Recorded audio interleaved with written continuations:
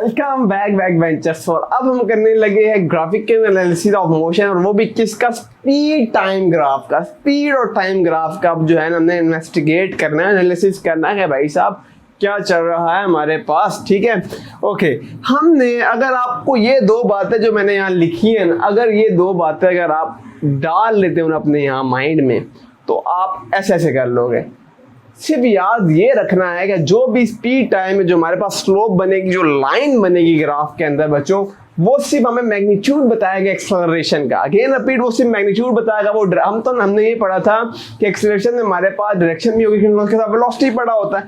लेकिन यहाँ पे हमने अपने कन्वीनियंस के लिए, अपने आसानी के लिए हम क्या कहेंगे कि जो स्लोप होगा वो सिर्फ मैग्नीट्यूड बता रहा होगा, डायरेक्शन नहीं बता रहा होगा एक्सेलरेशन का। ठीक है, तो ये बात पहले तो दिमाग में याद रखनी, क्योंकि हम स्पीड और टाइम का ग्राफ ले रहे हैं। तो अगर मैं स्पीड और टाइम का ग्राफ लूंगा तो जाहिर सी बात है, स्पीड खुद एक हमारे पास स्केलर क्वांटिटी है, तो हाउ इट इज पॉसिबल कि उसको मैं एक्सेलरेशन, वो स्लोप हमें एक्सेलरेशन बताएगी। तो इसीलिए अभी जो यहाँ पे हमने अपने कन्वीनियंट, अपने आसानी के लिए हमने क्या कर लिया कि हम कह देते हैं कि जो मेरे पास स्लोप होता है वो सिर्फ मैग्नीट्यूड बता रहा होगा, एक्सेलरेशन का डायरेक्शन नहीं बताएगा।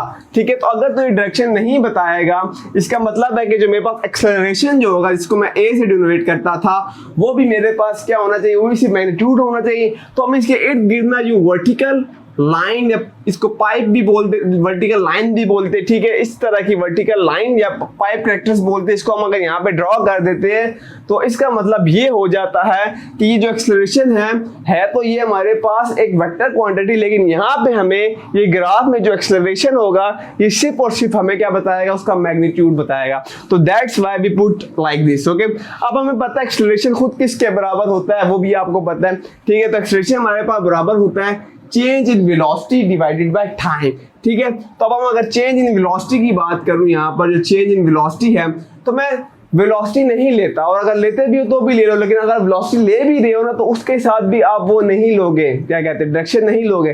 तो जब डायरेक्शन नहीं लोगे, हमें पढ़ा था कि जो स्पीड होता है वो स्पीड क्या होता है? मैं कहता हूँ कि मैं 30 मीटर पर सेकेंड से कहीं जा रहा हूँ, ठीक है, तो ये मेरे पास सिर्फ स्पीड होगी। लेकिन जब मैं इसके साथ डायरेक्शन बताता था कि वेस्ट की साइड पे जा रहा हूँ, तब देन इट बिकम वेक्टर, तब ये वेक्टर हो जाता था। अगर सिर्फ स्पीड की बात करता, सिर्फ मैग्नीट्यूड की बात करता था, तो वो क्या होता था? वो हमारे पास स्केलर होता था। तो ये स्पीड है, और अगर स्पीड के साथ में डायरेक्शन जोड़ देता था तो ये क्या हो जाता था? ये मेरे पास वेलोसिटी हो जाती थी। लेकिन जब हम ये बात कर रहे हैं कि जो स्लोप है वो सिर्फ मैग्नीट्यूड दे रहा है, तो जब वो सिर्फ मैग्नीट्यूड देगा तो मैं ये कह सकता हूँ कि यहाँ से अगर मैं डायरेक्शन हटा देता हूँ तो मैं स्पीड को एज अ वेलोसिटी भी कंसीडर कर सकता हूँ इस केस में। Keep in mind. और ये आप डायरेक्ट स्पीड को भी ले सकते हो यहाँ पर, ठीक है, तो मैं स्पीड भी ले सकता हूँ, वेलोसिटी भी ले सकता हूँ, जो दिल कह रहा ले लो। मैं यहाँ पर अगर स्पीड ले लेता हूँ, क्यों खाली स्पीड ले रहा हूँ? क्योंकि बता दिया ना कि जब मैं डायरेक्शन हटा दूंगा तो ये स्पीड ही वेलोसिटी बन जाएगी, तो स्पीड ही वेलोसिटी बन जाएगी, तो मैं स्पीड भी ले सकता हूँ। तो हम स्पीड को किससे लिखते थे? v से लिखते थे। तो यहाँ पे मैं स्पीड भी ले सकता हूँ, वेलोसिटी भी ले सकता हूँ। अगेन रिपीट, तो यहाँ पे मैं ले लेता हूँ change v divided by acceleration किसके बराबर होता था? चेंज t के बराबर होता था। और चेंज का मतलब फाइनल से हम इनिशियल क्या कर देते थे? माइनस कर देते थे। तो यहाँ से अगर मैं फाइनल से इनिशियल माइनस करूंगा तो मैं क्या कहूंगा कि वी एफ यानी स्पीड फाइनल से इनिशियल माइनस कर दूंगा, डिवाइड कर दूंगा टाइम फाइनल से इनिशियल माइनस कर दूंगा। तो ये मेरे पास ऐसे आ गया कि वो सिर्फ हमें मैग्नीट्यूड देगा, और एक वर्टिकल बार जो है पाइप कैरेक्टर्स हमें ये बताते हैं कि ये जो चीज़ है ये है तो वेक्टर, लेकिन हम इसका सिर्फ मैग्नीट्यूड निकालने लगे हैं। ठीक है, हमें पता है जो ए है एक्सेलरेशन है वो वेक्टर है। क्लियर है? ओके। दूसरी चीज हमने ये देखना होगा कि जितने भी स्लोप के नीचे या जो लाइन ड्रा होगी ग्राफ के अंदर, उससे नीचे जितना भी एरिया कवर करेगा वो उस बॉडी का डिस्टेंस कवर करेगा, कि वो उसने वो डिस्टेंस कवर किया। हाउ सिंपल इज, कितना आसान था यार। ठीक है, अब हम ना ग्राफ ड्रा करते हैं, ठीक है, टाइम ज़ाया किए बगैर हम बस ग्राफ ड्रा करते हैं। मैं इसको थोड़ा सा रेस कर रहा हूँ, ठीक है, ओके। अब हम ग्राफ ड्रा करते हैं। देखो ग्राफ, एक ही ग्राफ मैं सब समझा दूंगा। ये हमने ले लिया वर्टिकल एक्सिस, वाई एक्सिस बोलते हैं। ये हमने ले लिया हॉरिजॉन्टल एक्सिस, जिसको एक्स एक्सिस बोलते हैं। हम कहेंगे कि हमने एक्स एक्सिस पे, अब ये कौन सा बन रहा है? स्पीड और टाइम का ग्राफ बना है। हम कहेंगे एक्स एक्सिस पे जो है हमने टाइम ले लिया, और टाइम हम किस में लेते हैं बच्चों? सेकंड में लेते हैं। क्लियर है? ओके, टाइम हम सेकंड में लेते हैं, मैंने ले लिया टाइम। और अब की बार यहाँ पे क्या ले रहा हूँ मैं? स्पीड। लास्ट टाइम हमने डिस्टेंस लिया था बच्चों, अब हम स्पीड टाइम ग्राफ में आ गए, तो वापस आ जाओ। अब यहाँ पे हम आ गए, हमारे पास डिस्टेंस है, तो डिस्टेंस अगर सॉरी स्पीड है, स्पीड अगर आपके स्पीड की मैं बात करूँ तो स्पीड का यूनिट क्या होता है? मीटर पर सेकेंड। तो अब हम वाई एक्सिस पे क्या ले रहे हैं? स्पीड ले रहे हैं। और यहाँ पे टाइम ले लें। इस तरह मैं डिफरेंट टाइम ले लेता हूँ, 10 सेकेंड, 20 सेकेंड, 30 सेकेंड, 40 सेकेंड, और यहाँ पे क्या लेता हूँ इसी तरह 10 मीटर, ठीक है, 10 मीटर पर सेकेंड स्पीड, 20 मीटर पर सेकेंड स्पीड, 30 मीटर पर सेकेंड, 40 मीटर पर सेकेंड, ठीक है। तो ये डिफरेंट मैंने क्या ले लिया यहाँ पे, स्पीड ले ली, डिस्टेंस नहीं लिया बच्चों, ये स्पीड है यार, स्पीड निकल आ गई है, ठीक है।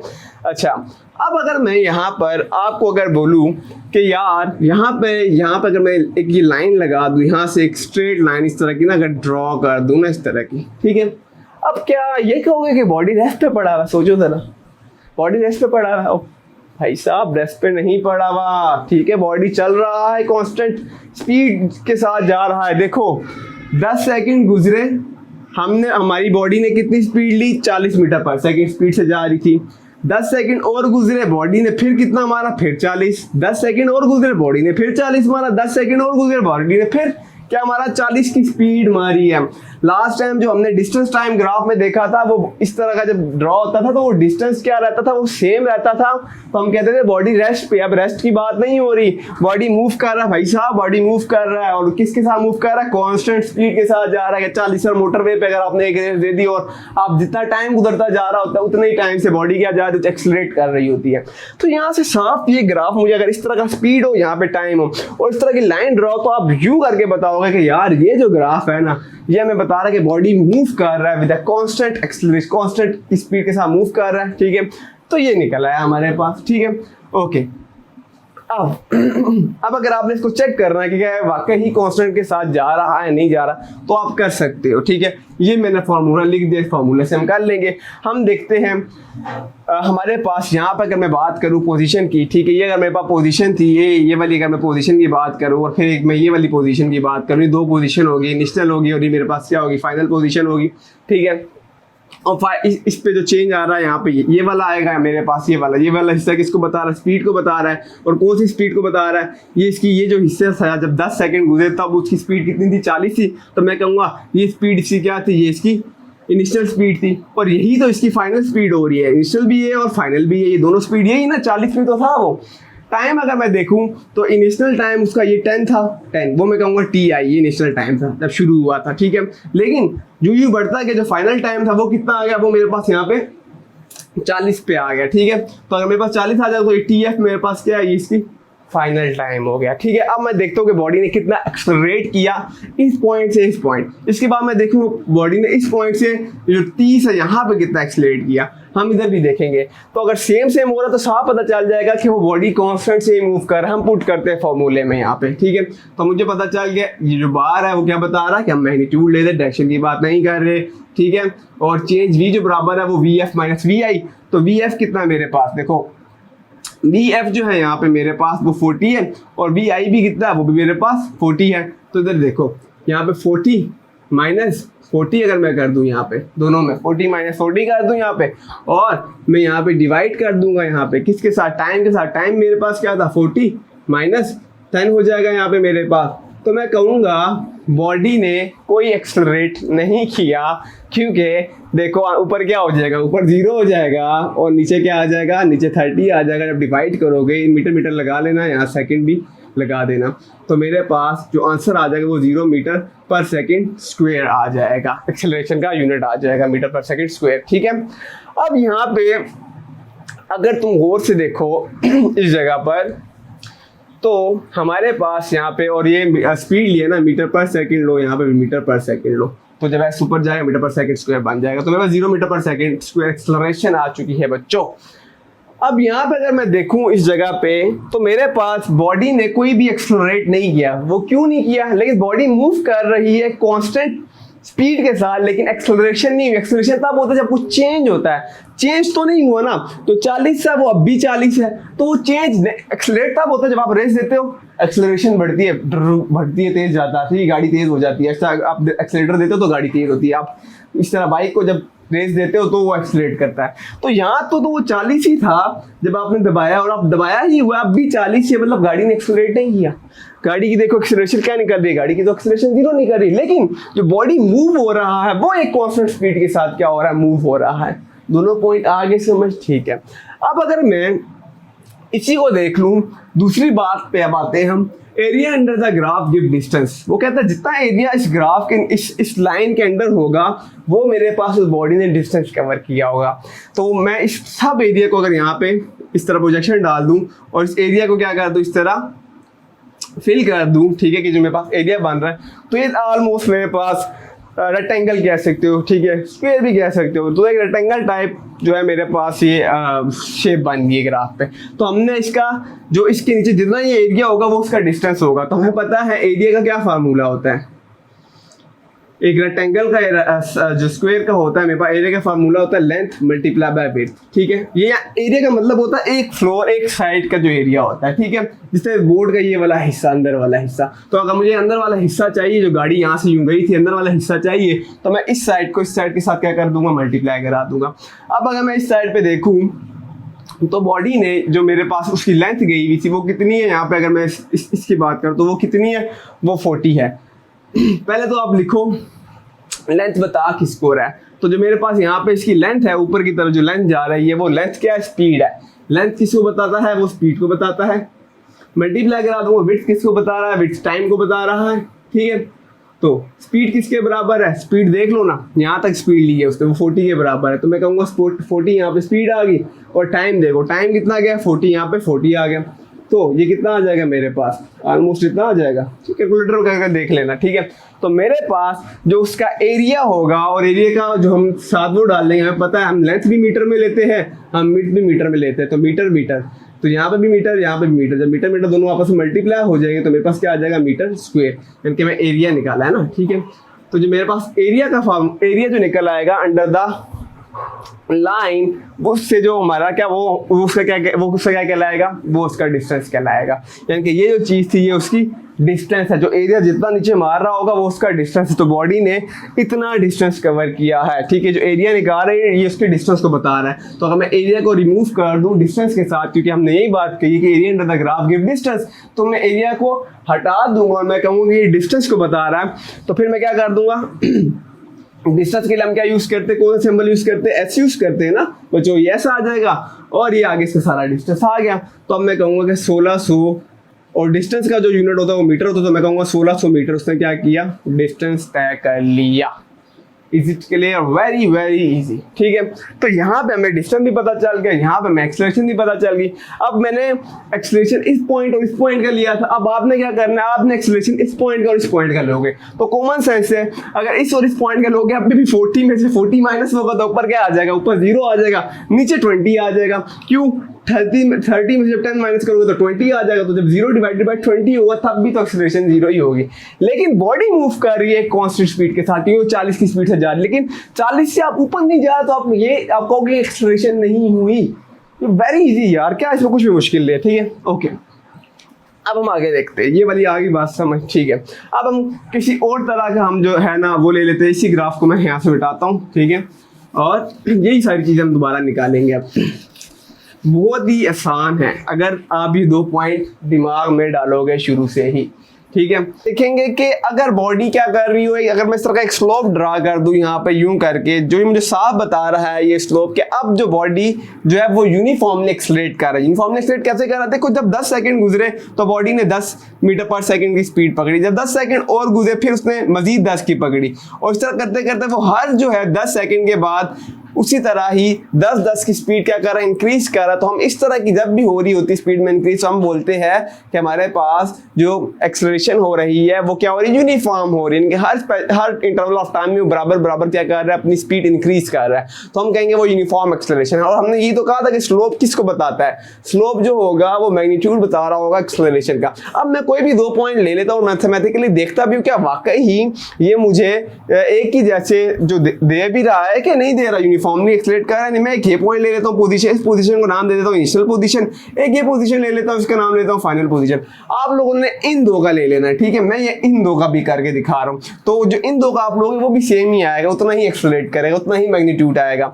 अच्छा, तो अगर मैं इनिशियल पोजीशन पे देखूं तो मेरे पास स्पीड जो थी इनिशियल पोजीशन पे वो कितनी पड़ी हुई है, 20। तो अगर 20 यहाँ पे इसकी स्पीड पड़ी हुई है, ये इनिशियल, तो ये क्या कहलाएगी, इसकी इनिशियल स्पीड कहलाएगी, मैं कहूँगा vi, क्लियर। इस तरह इसी इनिशियल पॉइंट का टाइम जो 20 है ये क्या कहलाएगा, ये सर TI कहलाएगा इनिशियल टाइम। इस तरह जो फाइनल पोजीशन थी उस पर ये जो टाइम पड़ा और स्पीड पड़ी हुई इसकी क्या होगी, फाइनल स्पीड VF। और इस तरह ये जो यहाँ ये टाइम पड़ा हुआ है तो ये TF हो जाएगा फाइनल टाइम। मैं इन सब वैल्यूज को उठा के यहाँ पे डालता हूँ एक्सेलरेशन के अंदर। देखो एक्सेलरेशन, और ये मैं यहाँ पे डाल दूंगा ये वर्टिकल लाइंस जो क्या बता रहे हैं, जो कि सिर्फ मैग्नीट्यूड को बता रहा है। इस वक्त इसको वेक्टर नहीं जाएगा, मतलब अंदर वेक्टर है लेकिन हम सिर्फ उस वेक्टर का मैग्नीट्यूड बता रहे, डायरेक्शन नहीं ले रहे। अच्छा इक्वल ले लूंगा मैं, VF फाइनल पे कितना पड़ा हुआ है 40 पड़ा हुआ है, मैं 40 ले लूंगा। VI इनिशियल पे कितना पड़ा हुआ है, इनिशियल पे 20 पड़ा हुआ है तो मैं माइनस कर दूंगा 20 आ जाएगा। इस तरह का मैं टाइम को देखूं तो टाइम फाइनल 40 है और इनिशियल 20 है तो 40 माइनस 20, ठीक है। और इन सब के साथ आएगा मीटर पर सेकंड, क्योंकि स्पीड ले रहा हूँ मीटर पर सेकंड। इस तरह यहाँ पे सेकंड आ जाएगा, टाइम है ना नीचे।